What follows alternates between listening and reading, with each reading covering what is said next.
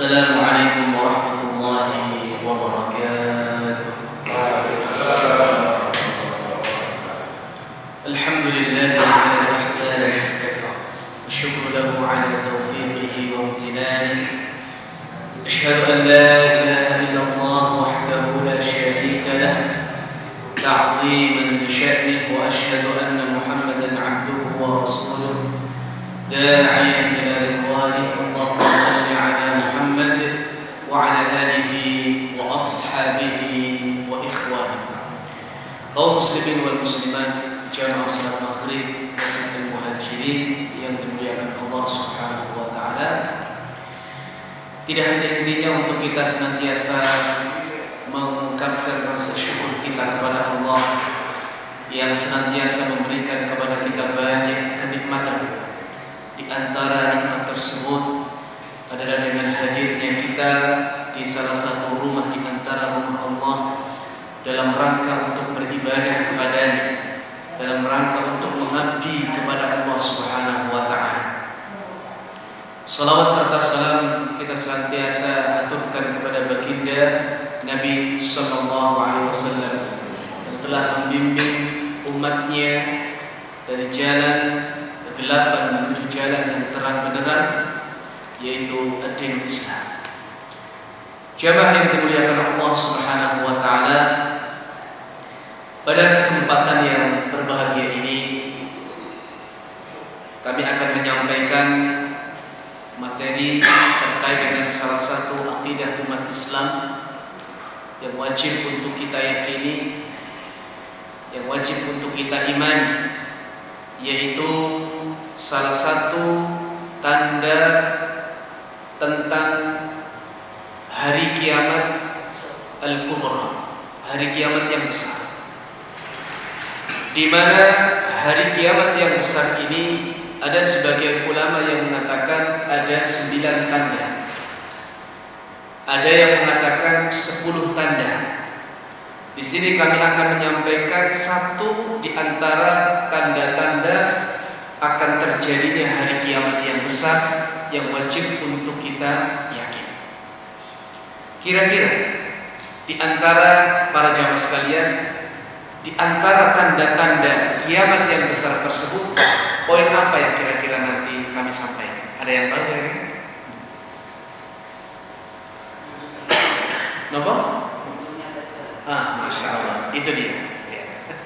Keluarnya Ad-Dajjal. Di mana keluarnya Ad-Dajjal ini ada yang menyebutkan munculnya yaitu secara urutan itu nomor 2. Ada yang menyebutkan secara urutan itu nomor 3. Namun sebagian ulama menyebutkan bahwasannya tidak ada ketentuan tartib dalam masalah tanda-tanda hari kiamat yang besar. Dajjal, jamaah sekalian yang dimuliakan Allah Subhanahu wa taala, Nabi sallallahu alaihi wasallam sudah mengingatkan kita semua sejak 1400-an tahun yang lalu tentang sosok ini. Di mana Nabi sallallahu alaihi wasallam pernah bersabda, "Ma baina khalqi Adam ila qiyamis sa'ah khalqun akbaru min ad-dajjal." Tidak ada satupun makhluk sejak Nabi Adam diciptakan sampai dengan terjadinya hari kiamat yang besar, yang fitnahnya, ujiannya lebih besar daripada Ad-Dajjal. Dan nanti ketika akan terjadi hari kiamat yang besar, jamaah sekalian, ini fitnah Dajjal sungguh sangat luar biasa. Sangat luar biasa. Banyak membohongi, banyak menipu, banyak berdusta. Makanya nanti ketika dia keluar, hidupnya tidak lama. Hidupnya tidak lama. Berapa lama, jamaah sekalian? Mungkin ada yang tahu di antara jamaah sekalian. Hidupnya Dajjal di atas muka bumi ini berapa lama kira-kira? Berapa? Suaranya agak kecil-kecil bagaimana? Kayak gak yakin gitu. Gimana? 40 hari.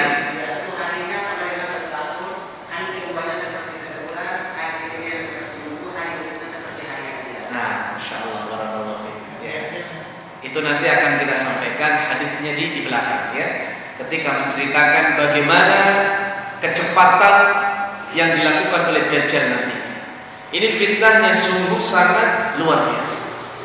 Oleh karenanya para nabi-nabi sebelumnya, sebelum Nabi SAW itu juga mengingatkan umatnya akan fitnah ini, walaupun belum muncul. Kita juga saat ini belum muncul, ya. Tapi Nabi SAW sudah mengingatkan, ya, akan nanti fitnah yang luar biasa. Nabi SAW bersabda, "Ma min nabiyyin illa waqad anzara ummatahu al-a'war al-kadzdzab." Tidak ada satu nabi yang diutus oleh Allah Subhanahu wa taala di atas muka bumi ini kecuali akan mengingatkan umatnya dari seorang pendusta lagi buta matanya sebelah. Tidak ada satu nabi yang diutus oleh Allah. Pertanyaannya jemaah sekalian, berapakah nabi yang diutus oleh Allah Subhanahu wa taala di atas muka bumi? Ada yang tahu? Berapa nabi yang diutus oleh Allah di atas muka bumi? Kalau yang kita tahu jumlahnya berapa jemaah sekalian? Kurang lebih 20. Ternyata di dalam hadis Nabi SAW, Allah mengutus para nabi sejumlah 124.000. Baru tahu juga. Banyak ya ternyata 124.000. Ya, itu kalau para nabi. Adapun para rasul yang pernah diutus oleh Allah Subhanahu wa taala di atas muka bumi ini jumlahnya kurang lebih 315. Ini ada di dalam satu sabda Nabi sallallahu alaihi wasallam. Jadi ada nabi-nabi yang kemudian diceritakan di dalam Al-Qur'an maupun hadis Nabi, ada para rasul yang diceritakan di dalam Al-Qur'an dan juga hadis Nabi, kurang lebih jumlahnya 25. Yang lainnya yang banyak tersebut tidak diceritakan oleh Allah Subhanahu wa taala di dalam Al-Qur'an maupun hadis Nabi sallallahu alaihi wasallam. Wallahu taala. Karena tentu antara jarak satu nabi dengan nabi selanjutnya itu ada yang ratusan tahun, bahkan ada yang ribuan tahun. Nah, ini setiap nabi itu akan mengingatkan umatnya dari seorang sosok yang pendusta lagi buta matanya sebelah. Bagaimana kemudian fitnah yang luar biasa ini jamaah sekalian? Bayangkan 3 tahun sebelum Dajjal muncul, 3 tahun, ya, sebelum Dajjal muncul, Allah Subhanahu wa taala memberikan ujian yang sangat luar biasa kepada manusia ketika itu. Apa ujiannya? Nabi sallallahu alaihi wasallam mengatakan, "Wa inna qabla khurudid Dajjal 3 sanawatin shidadin yusibu an-nasa fiha ju'un shadidun." Allah memberikan ujian kepada manusia berupa kelaparan yang sangat dahsyat luar biasa. Tidak ada makanan, tidak ada minum. Pada tahun yang pertama, ini kan 3 tahun sebelum Dajjal muncul. Tahun pertamanya, Allah Subhanahu wa taala memerintahkan langit untuk menahan sepertiga hujannya. Kemudian memerintahkan bumi untuk kemudian menahan sepertiga tanaman-tanamannya. Tahun yang pertama. Di tahun yang kedua, Allah Subhanahu wa taala memerintahkan langit untuk menahan 2/3 hujannya dan 2/3 tumbuhan-tumbuhannya. Tidak tumbuh sama sekali, kecuali hanya sedikit. Dan tahun yang ketiga ini tahun yang sangat luar biasa, yaitu Allah Subhanahu wa taala menahan seluruh air hujannya yang ada di atas langit, kemudian menahan seluruh tumbuhan-tumbuhan yang tumbuh di atas bumi. Tidak ada tanaman sama sekali, tidak ada air yang hujan sama sekali ketika itu. Maka para sahabat Nabi sallallahu alaihi wasallam bertanya kepada Rasulullah, "Ya Rasulullah, ma yu'ishu an-nasa fi dzalika az-zaman?" Bagaimana manusia ketika itu hidup ya Rasul? Bagaimana mereka makan? Bagaimana mereka minum? Bagaimana mereka bisa hidup ya Rasulullah? Tidak ada makanan, tidak ada air yang turun, tidak ada hujan yang turun dari langit. Bagaimana mereka hidup ya Rasulullah? Maka Nabi mengatakan, "At-tahlil wat-takbir wat-tasbih wat-tahmid wa yujra dzalika 'alaihi majra ta'am." Mereka hidup dengan berzikir kepada Allah Subhanahu wa taala. Zikir tersebut ibarat makanan dan minuman bagi mereka, yaitu dengan mereka melafalkan la ilaha illallah Allahu Akbar, Subhanallah dan Alhamdulillah. Itulah makanan dan minuman orang-orang ketika itu sebelum munculnya Dajjal. Makanya dah heran nanti jamaah sekalian, ada orang-orang yang kemudian terfitnah dengan fitnah Dajjal ini, karena dia memiliki kekuatan seperti kekuatan ilahi, kekuatan Tuhan, bisa menurunkan hujan, menumbuhkan tanaman, menghidupkan orang yang mati dan yang lain sebagainya. Itu diantara fitnahnya Ad-Dajjal. Jamaah yang dimuliakan Allah Subhanahu wa taala, Dajjal ini artinya adalah banyak kebohongan juga kerancuan darinya. Ini artinya Dajjal. Intinya Dajjal itu adalah pendusta dan pembohong. Ini arti Dajjal. Pendusta dan pembohong. Nabi mengatakan, la taqumus sa'atu hatta yub'atsa dajjalun kadzdzabun qariban min 30 kulluhum yaz'umu annahu rasulullah.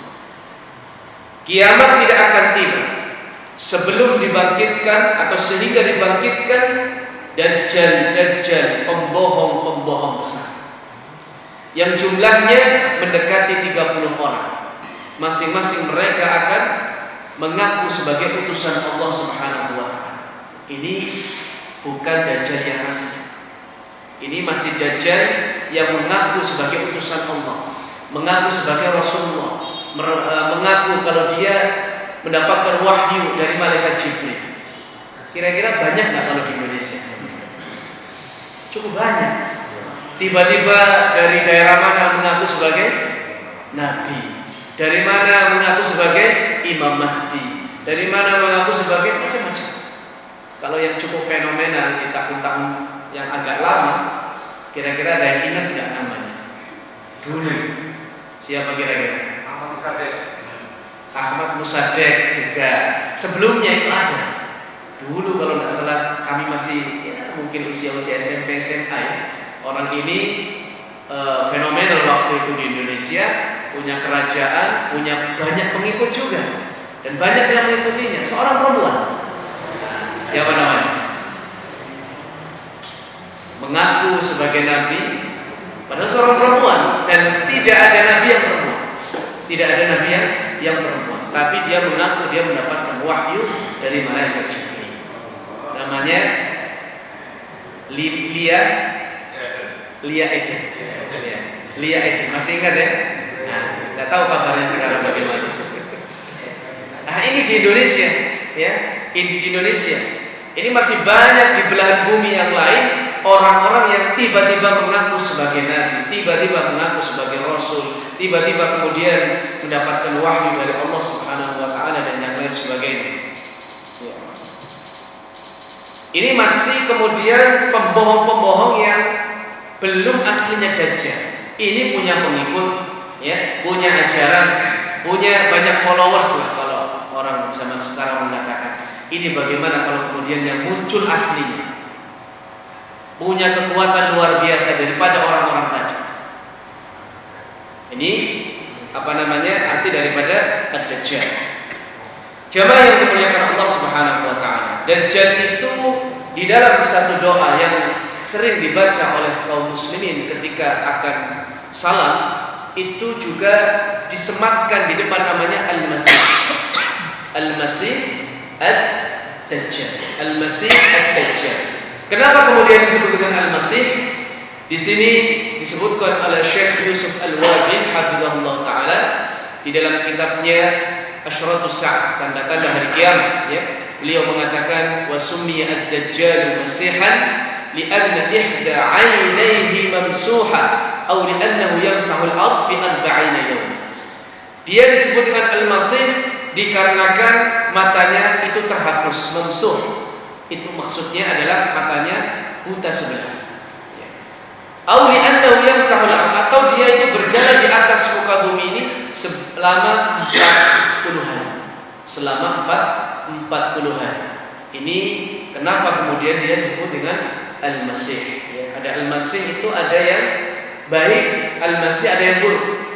Al-Masih yang baik itu adalah Nabi Isa alaihissalatu wassalam. Sedangkan Al-Masih yang buruk itu adalah Ad-Dajjal, ya. Jamaah yang dimuliakan Allah Subhanahu wa taala, kemudian bagaimana ciri-ciri daripada Dajjal ini.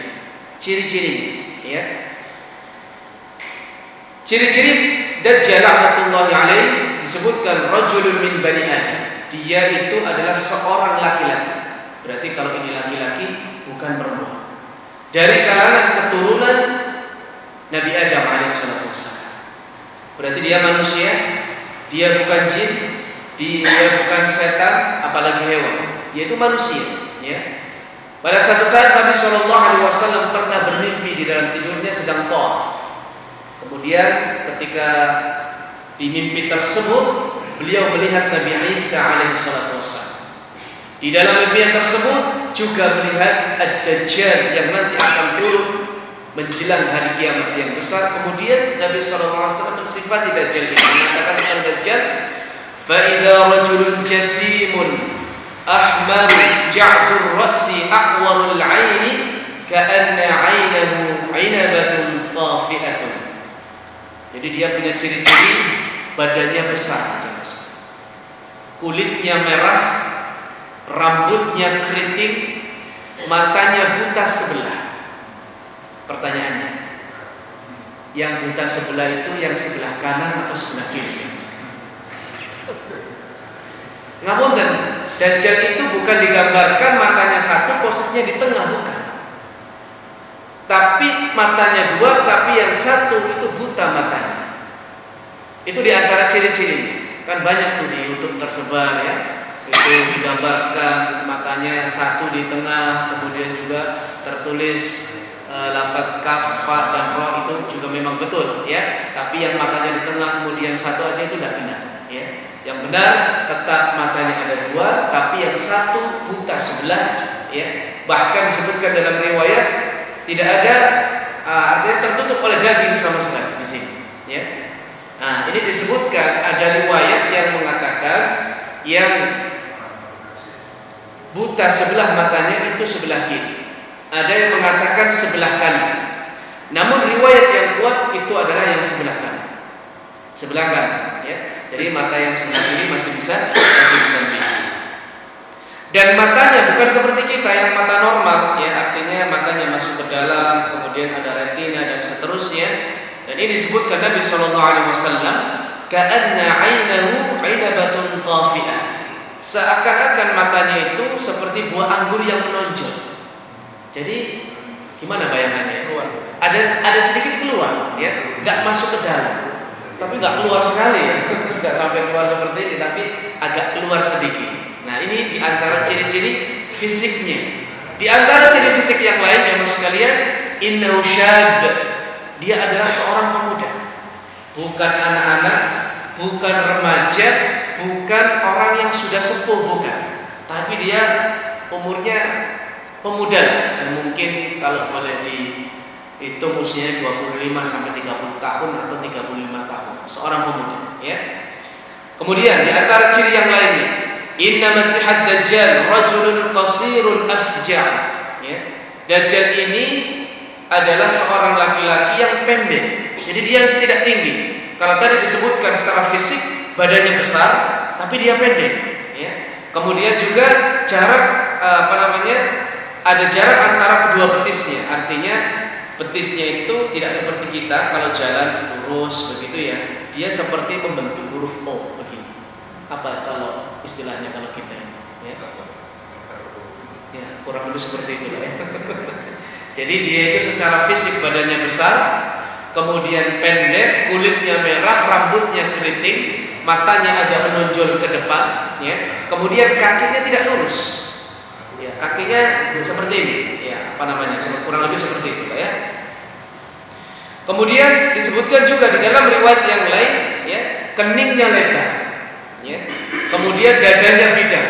Coba panjenengan bisa menggambarkan sendiri kira-kira bagaimana bentuk tubuhnya, ya. Kurang lebih seperti itu ciri-ciri daripada Dajjal.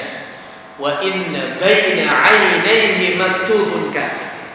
Di antara kedua matanya tertulis kata-kata kafir. Kaf, fa dan ro. Dan itu bisa dibaca setiap orang yang mukmin di sini bisa membaca.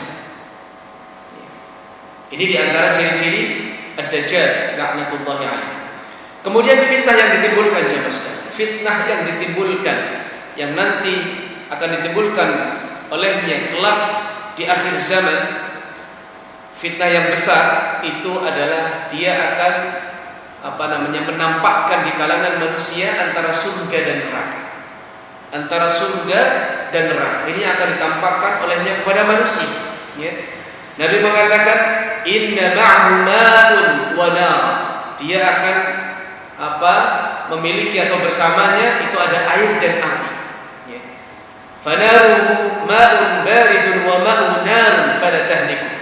Apinya adalah air yang dingin dan airnya adalah api. Artinya dia akan membawa sebagian nikmat surga dan sebagian kondisi di neraka. Dia akan di tangan sebelah tangannya itu akan membawa surga yang di situ ada air yang mengalir, yang sangat segar, ya. Bahkan disebutkan di sini, fa imma adrakan ahadun falyati an-nahra alladhi yarahu naran wal yughamsu thumma liyutati ra'sahu fayashraba minhu fa innahu ma'un barid. Dia akan membawa air yang dingin. Bayangkan ketika kondisi ketika itu sudah kelaparan, tidak ada air, tidak ada hujan, tidak ada tanaman, dia membawa yang namanya air yang sangat dingin dan dia juga menampakkan api yang luar biasa. Airnya ini adalah api, apinya ini adalah air.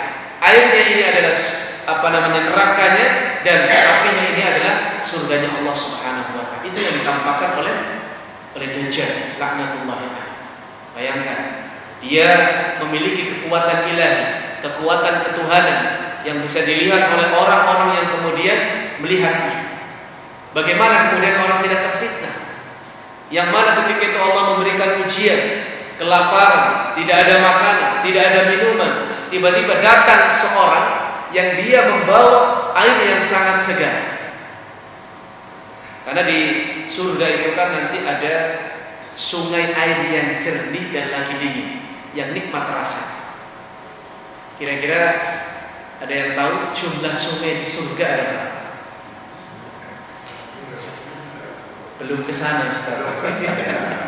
Mudah-mudahan kita semua dimasukkan oleh Allah ke dalam. Amin ya rabbal alamin. Disebutkan di dalam Al-Quran sungai di surga itu ada 4, ya. Ada 4. Ingat-ingat, ada sungai air yang tadi jernih, dingin, enak rasanya. Yang kedua sungai madu. Yang ketiga sungai susu. Dan yang keempat sungai khamr. Sungai khamr, ya, apa-apa semuanya.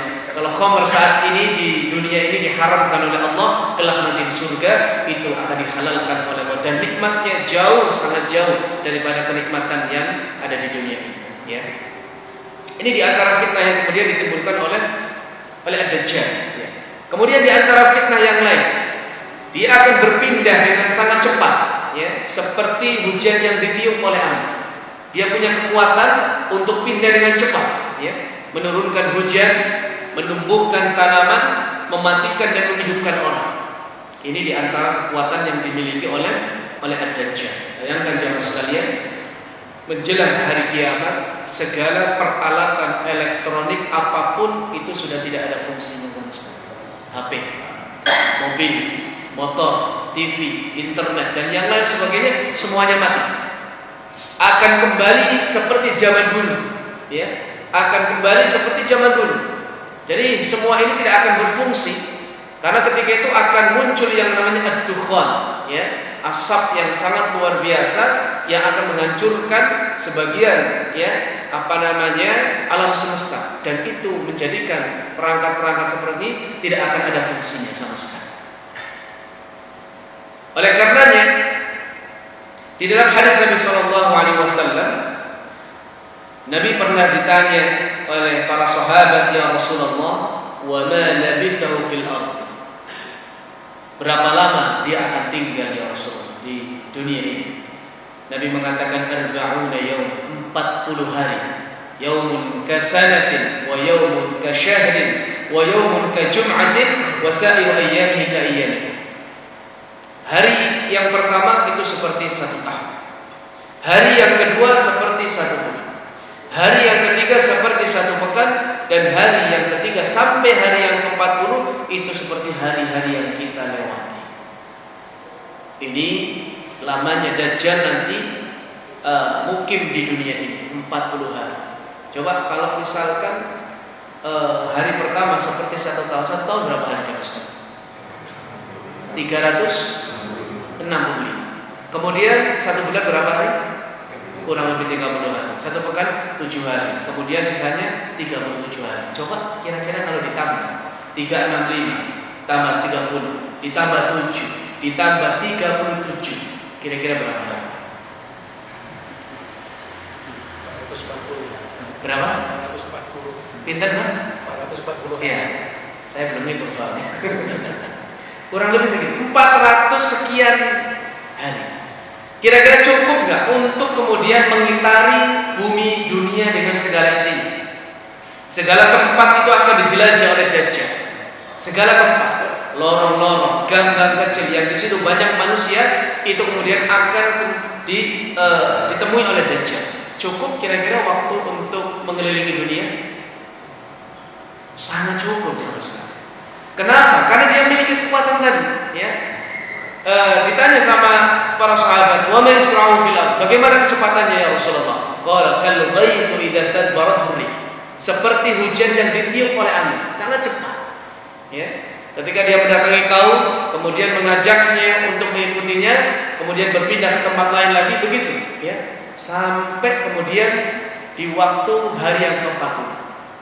Ini fitnah yang luar biasa. Makanya dia disebutkan dalam hadis bahwasanya yati 'alal qaum, dia mendatangi satu kaum, yad'uuhum fayu'minuna bihi wa yastajibuna lahu.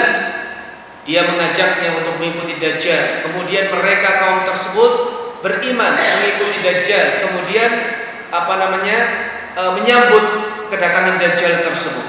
Maka di antara balasan yang diberikan Dajjal kepada kaum tersebut, fayamuru as-sama fatumtir wal ardu fatamut. Maka dia memerintahkan langit untuk menurunkan hujan dan memerintahkan bumi untuk menumbuhkan tanah. Maka mereka kemudian diberikan hujan, diberikan tanaman. Nah, ini diantara efek dari seorang mengikuti Dajjal ketika itu, mendapatkan nikmat seperti itu. Ya. Tapi dia juga kemudian akan mendatangi kaum yang kemudian kaum tersebut tidak mau mengikutinya. Ya. Maka ketika kaum tersebut tidak mengikutinya, segala harta perbendaharaannya diambil, segala nikmat-nikmatnya itu dicabut.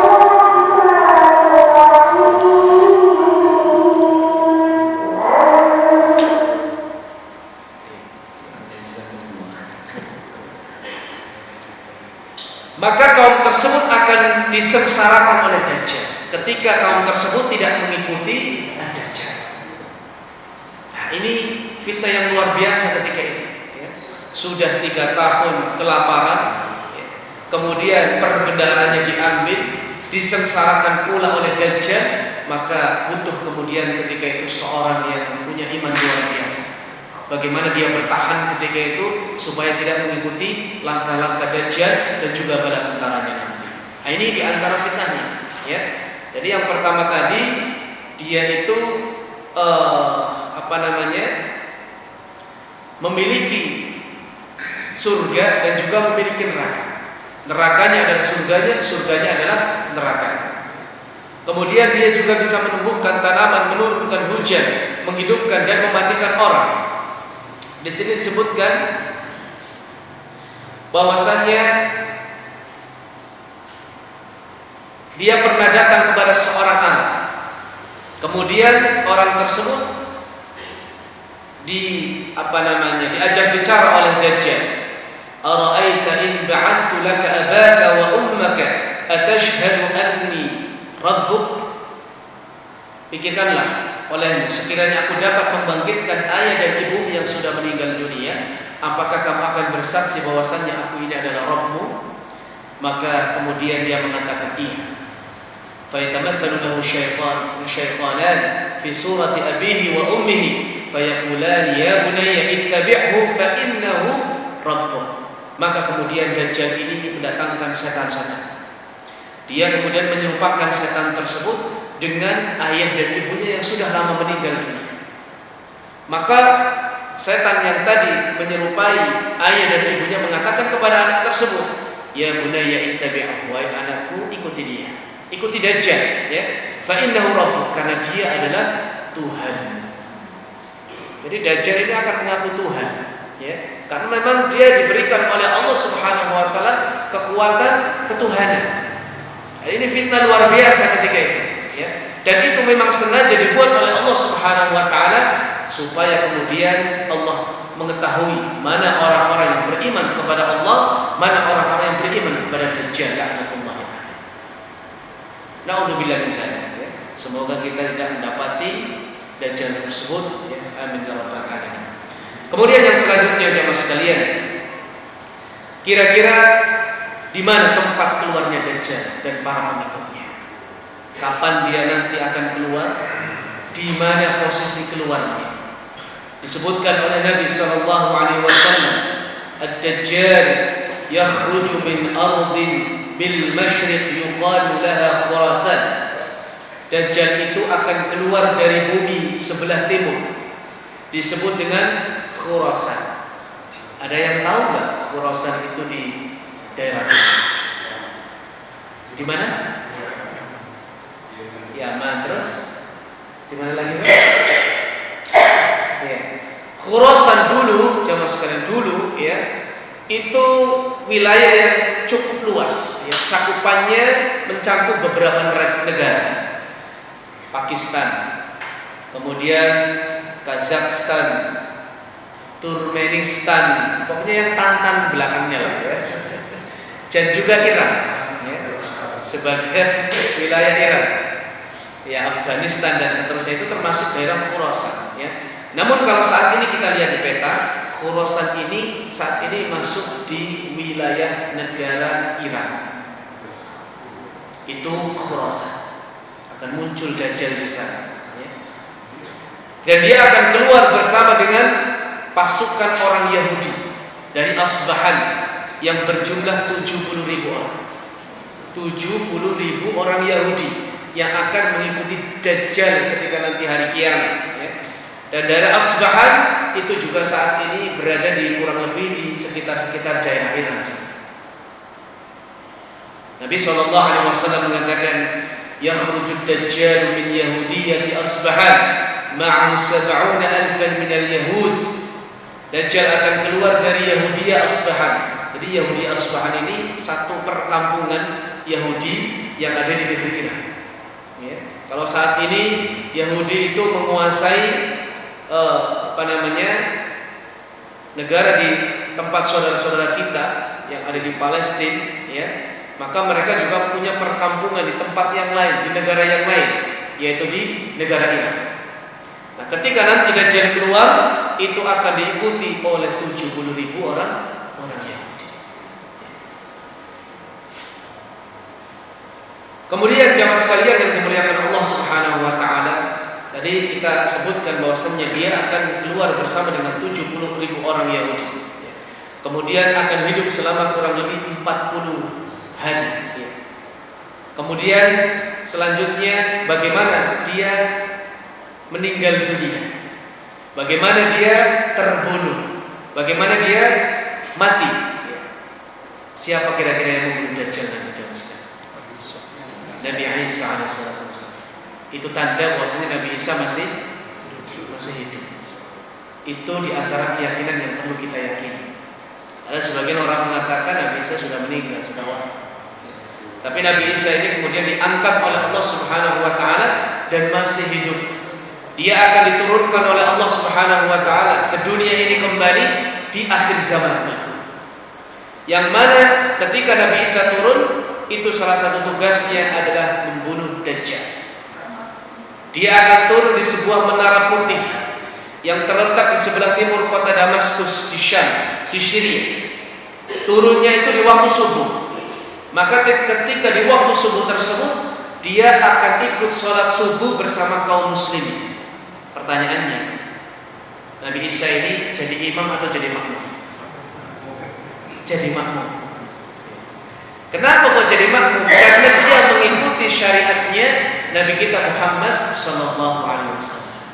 Jadi kaum muslimin yang nanti akan menghancurkan Dajjal, mereka adalah orang-orang yang betul-betul komitmen terhadap Al-Quran dan petunjuk Nabi sallallahu alaihi wasallam. Mereka-mereka ini yang akan kemudian membunuh, menjadi pasukannya Nabi Isa yang akan membunuh Dajjal, dan juga orang-orang Yahudi ketika itu. Orang-orang yang saleh, orang-orang yang baik, orang-orang yang komitmen ya terhadap petunjuk Al-Quran maupun sunnah Nabi Sallallahu Alaihi Wasallam, itu nanti yang akan menjadi pasukannya Nabi Isa Alaihi Wasallam yang akan membunuh Dajjal dan juga bala tentaranya orang-orang Yahudi tersebut.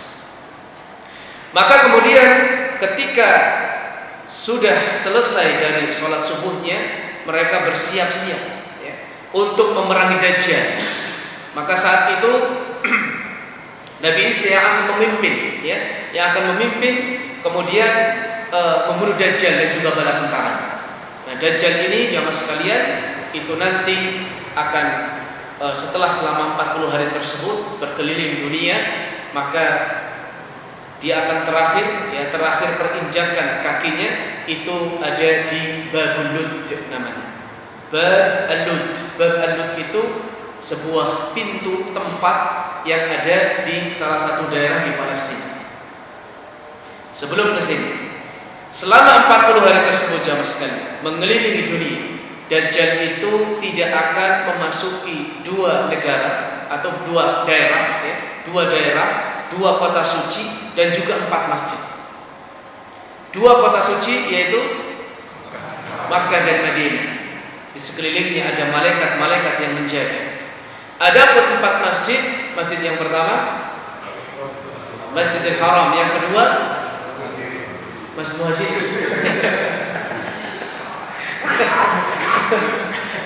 Ini nanti akan dilewati ya Pak ya. Akan dijelajah oleh Dajjal begitu ya. Tidak ada nasnya kalau Al-Muhajir gitu. Karena Al-Muhajir ini banyak di Indonesia ya. Termasuk di sini, termasuk di tempat saya itu namanya Al-Muhajirin. Di Surabaya juga banyak ya. Ya, Masjidil Haram, kemudian Masjid An-Nabawi. Kemudian yang ketiga Masjidil Aqsa, kemudian yang keempat mulai bingung ya, Masjid At-Tur namanya, tempat At-Tur ya. Jadi tempat At-Tur itu adalah sebuah bukit yang Nabi Musa menerima wahyu dari Allah Subhanahu wa taala. Salah satu daerah di negeri Mesir ya. Tursina, Bukit Tursina. Nah, itu yang tidak akan dijelajah oleh Dajjal ya. Nah, ketika kemudian Dajjal ini akan meninggal dunia, akan mati, itu dia akan lari ke sebuah tempat namanya Babul Lud di salah satu daerah di Palestina. Babul Lud itu saat ini dikenal dengan daerah Tel Aviv. Tel Aviv ya.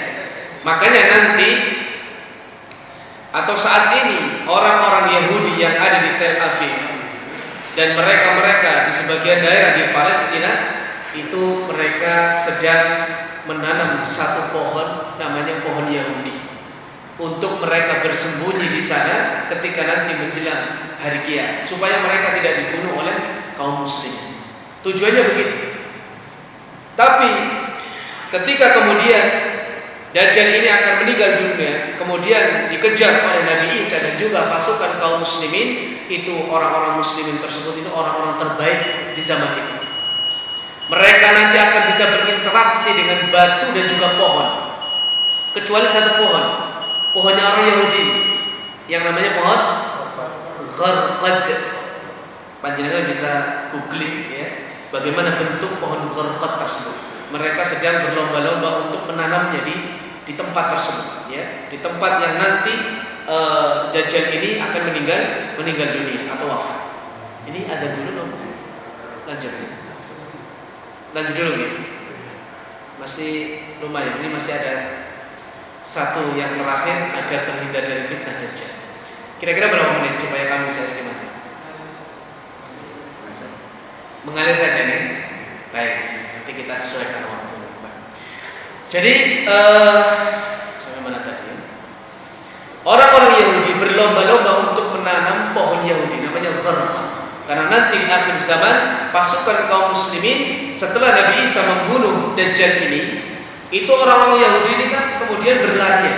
Mereka takut dibunuh oleh kaum muslimin ketika itu.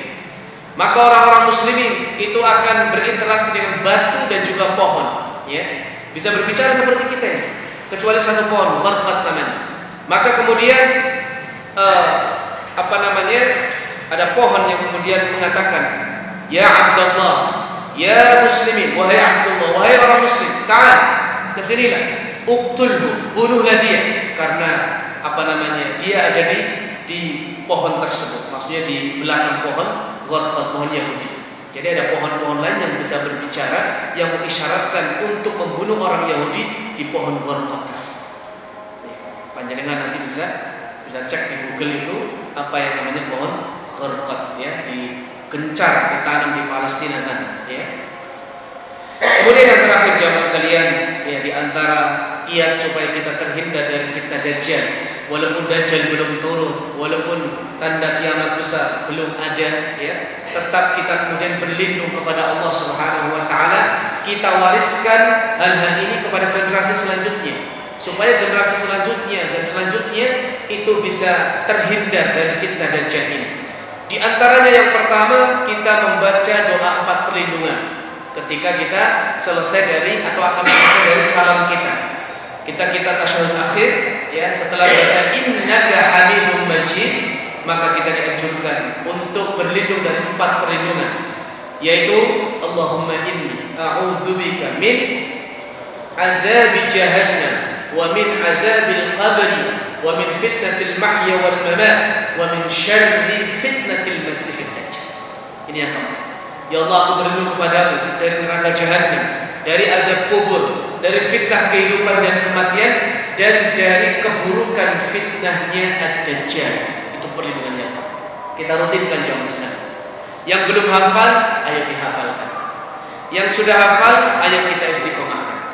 Kita rutinkan untuk membaca doa tersebut. Kemudian di antara kiat yang kedua, yaitu menghafal 10 ayat pertama dan terakhir surat Al-Kahfi. Menghafal 10 ayat pertama dan terakhir surat Al-Kahfi. Sudah hafal semuanya jamaah sekalian? Ya, nanti bisa dihafalkan, ya. Walaupun belum ada, apa-apa kita hafalkan, ya, sebagai bentuk preventif bagi kita, pencegahan supaya kita terlindung dari fitnah Dajjal, ya. Kemudian yang terakhir yaitu menjauh dari Dajjal. Nah, ini poin ketika nanti orang-orang didatangi oleh Dajjal, maka harus menjauh, ya, harus menjauh, jangan mendekat. Jangan sampai kemudian tiba-tiba Dajjal datang, ya, pengen melihat yang mana ini Dajjal, pengen selfie dan seterusnya. Jangan sampai kemudian kita datang Dajjal itu kemudian malah mendekat, khawatir kita ini terfitnah. Karena ada di dalam riwayat disebutkan Nabi SAW itu ada inna rajula la yatihi wa huwa yahsibu annahu mu'min. Ada seorang laki-laki yang dia merasa bahwasanya dia ini seorang mukmin yang kokoh, yang kuat, yang tidak goncang imannya. Tapi kemudian ketika datang Dajjal, fayattabi'uhu.